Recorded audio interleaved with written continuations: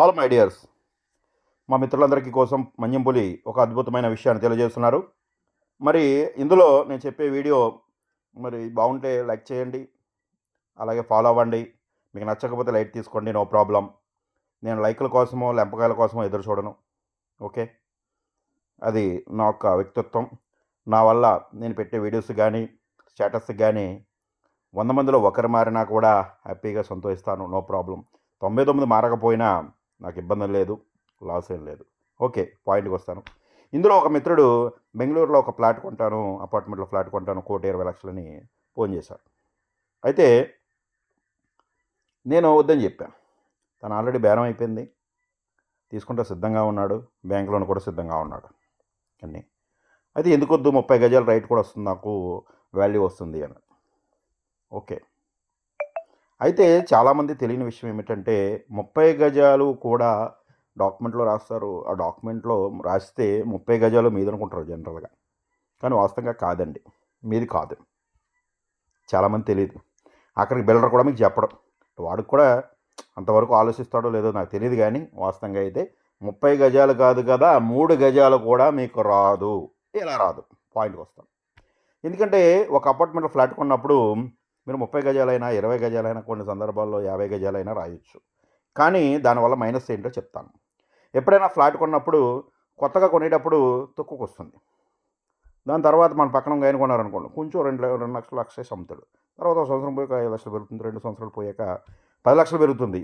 కానీ ఇది 2 సంవత్సరాలు 3 సంవత్సరాల వరకు పెరుగుతూనే ఉంటుంది, అక్కడి నుంచి డౌన్ అవుతూ ఉంటుంది.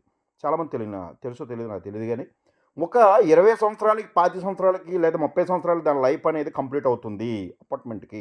ఎందుకంటే అక్కడి నుంచి లీకేజ్లు, ప్యాకేజ్లు. క్లియర్? ఎందుకంటే ఒకటే గుర్తుంచుకోండి మిత్రులారా, మన్యంపులి క్లియర్గా ఫ్యూచర్లో జరిగేది క్లియర్గా లెక్కించి చెప్పగలను.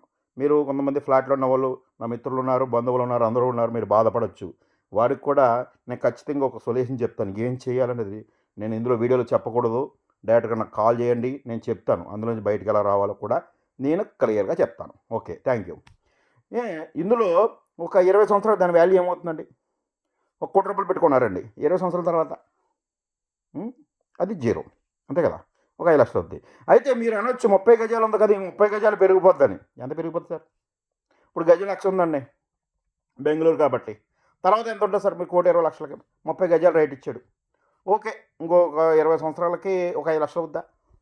అంటే ఎంత అయింది? 1,50,00,000. మీ డబ్బులు వచ్చేసింది అనుకుంటున్నారా? రాదండి ఎప్పుడు కూడా.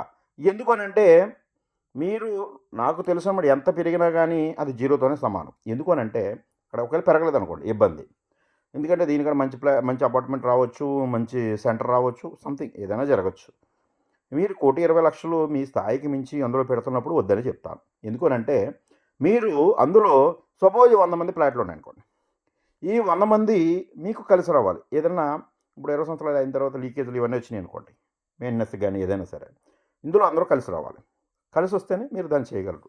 ఎంతవరకు చేయగలరు? అది కూడా ఎన్ని మరమ్మతులు చేయగలరు? ఇప్పుడు మనం వయసు అయిపోయినోడికి హాస్పిటల్లో పెట్టి ఐసీయూలో పెట్టి నువ్వు ₹1,00,00,000 ఖర్చు పెడతానంటే వాడు లేచి వస్తాడా, పరిగెడతాడా, పని చేస్తాడా? లేదు కదా. అది కూడా బిల్డింగ్ కూడా అంతే. మనం ఎంత పెట్టినా కానీ అక్కడి నుంచి దాన్ని డిస్పోజ్ చేసి మళ్ళీ కన్స్ట్రక్షన్ చేయవలసిందే, 100%, నో డౌట్. ఓకే, అయితే తర్వాత మనం ఇంకొకటి పాయింట్కి వస్తాను. ఇందులో ఇప్పుడు ఏ కారణం చేత మనం దాన్ని రిమూవ్ చేయాలి? పక్కడు పర్మిషన్ లేకుండా మీరు రిమూవ్ చేయగలరండి? కనీసం మీకు గోడ ముట్టుకోగలరా? నాకు డౌట్.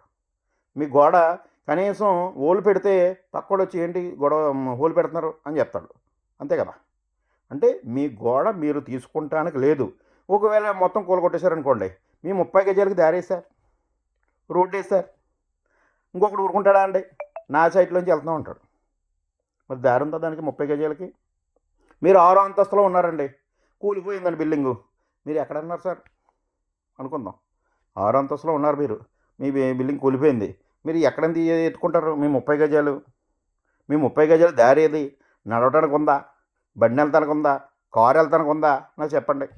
పక్కోడు ఏదైనా కలిసి రాలేదనుకోండి, అంటే రాడు. ఎందుకంటే ఆడికి ఇంకో వేరే అపార్ట్మెంట్లు ఉండొచ్చు, వేరే ప్రాపర్టీస్ ఉండొచ్చు, వేరేది ఇన్వెస్ట్మెంట్ పెట్టి ఉండొచ్చు, ఇప్పుడు కడతానికి ఇంట్రెస్ట్ లేకపోయి ఉండొచ్చు. ఇప్పుడు మీరు కడతాకి సిద్ధంగా ఉన్నారు, పక్కోడు కడతాకి సిద్ధంగా ఉండాలి కదా, వాడి దగ్గర డబ్బులు ఉండాలి కదా, వాడికి ఆలోచన ఉండాలి కదా. అని ఎప్పుడైనా ఆలోచించారా? ఆలోచించాం మనం. ఓకే. ఇంకొకటి ఏంటంటే, మన సొంత రిలేషన్‌లోనే, మన సొంత అన్నదమ్ములే మన ఆస్తి పంపకాల్లో ఇబ్బంది పెడుతూ ఉంటారు. మనం పంచుకుంటే వాళ్ళు నీకు పక్కనొచ్చింది, ఈ పక్కనొచ్చిందని చెప్పి మన మీద గొడవలు పడుతూ ఉంటారు. కొన్ని సందర్భాల్లో కొన్ని కోట్లకు కూడా ఎళ్ళిన సందర్భాలు కూడా ఉన్నాయి. మరి ఈ 100 మంది కలిసొస్తారని మీరెలా అనుకుంటారు రేపొద్దున్న? Note this point. గుర్తుంచుకోండి ఎప్పుడైనా సరే. అంటే మన్యంపులు క్లియర్‌గా మీకెప్పుడు కూడా క్లియర్‌గా చెప్తుంది. ఉన్నది ఉన్నట్టుగా చెప్తారు. ఎందుకంటే మీరు రేపొద్దున్న తప్పుగా అనుకోవచ్చు, ఇంకోటి అనుకోవచ్చు.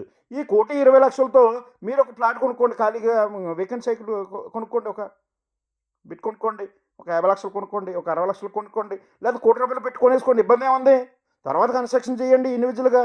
మీకు ఇందులో 100 గజాలొచ్చినా, 200 గజాలొచ్చినా మీకు ఇబ్బందేముంది? అని మన్యంపులు అడుగుతుంది. కాబట్టి గుర్తుంచుకోండి మిత్రులారా, ఎప్పుడైనా సరే అపార్ట్మెంట్‌లో ఫ్లాట్ జోలికి 100% ఎళ్ళకండి. మీరు ఇండివిడ్యువల్‌గా కట్టుకోండి. సరదాగా ఉండండి. అవసరమైతే రెంట్‌కు ఉండండి. ఇబ్బందేముంది? 10,000తోనో, 20,000తో పోతుంది. మనకి ఇవాళ సాలరీ వస్తుంది. ఈ సాలరీ రూ. 1,00,000 రావచ్చు, 2,00,000 రావచ్చు. రేపొద్దున ఈ జీతం పోవచ్చు. ఈ కంపెనీ పోవచ్చు. మనం జాబే పోవచ్చు. Okay. Clear. Thank you. Thank you so much. All my dears.